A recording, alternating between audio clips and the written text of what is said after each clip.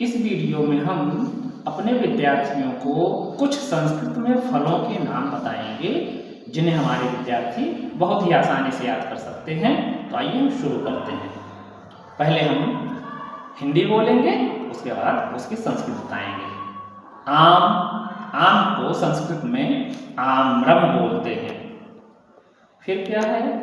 फूट को बोलते हैं अंग्रेजी में स्फूटी। उसके बाद अगले फल का नाम है कटहल को बोलते हैं पनसम। कटहल को क्या बोलते हैं? पनसम। अगला फल है शरीफा को बोलते हैं सीताफलम।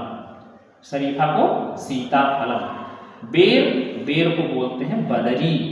बेर को क्या बोलते हैं? बदरी। किशमिश को बोलते हैं क्षुद्र द्राक्षा या शुष्क द्राक्षा, दोनों कह सकते हैं। किशमिश को शुष्क द्राक्षा या क्षुद्र द्राक्षा। मूंगफली को बोलते हैं मंडपी। उसके बाद है बादाम को बोलते हैं बादकम। खजूर को बोलते हैं खरजूरम। छुहारा को बोलते हैं शुष्क वर्चरम। उसके बाद क्या है? अखरोट को बोलते हैं अक्षौटकम। अंगूर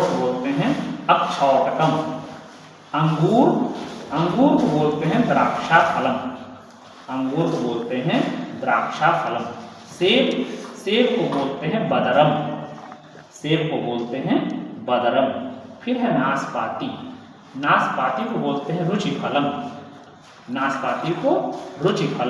फिर क्या है? जामुन को बोलते हैं जम्बूफलम। अनार को बोलते हैं दाडिमम। फिर बोलते हैं कंद को बोलते हैं कंदम। सिंघाड़ा को बोलते हैं श्रृंगटकम। केला को बोलते हैं कदली फलम। इमली को बोलते हैं अम्लिका। अमड़ा, जिसको हम लोग अंबार बोलते हैं, उसको बोलते हैं आम्रातकम। आंवला को बोलते हैं आमलकम। नींबू को बोलते हैं नींबूकम।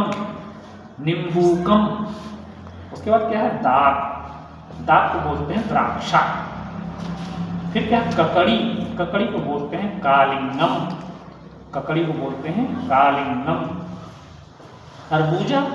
खरबूजा को बोलते हैं खरबूजा।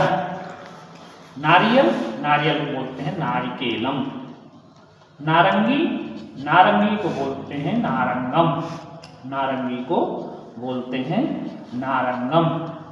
उसके बाद कैथा को बोलते हैं कपित्थम बोलते हैं कैथा को।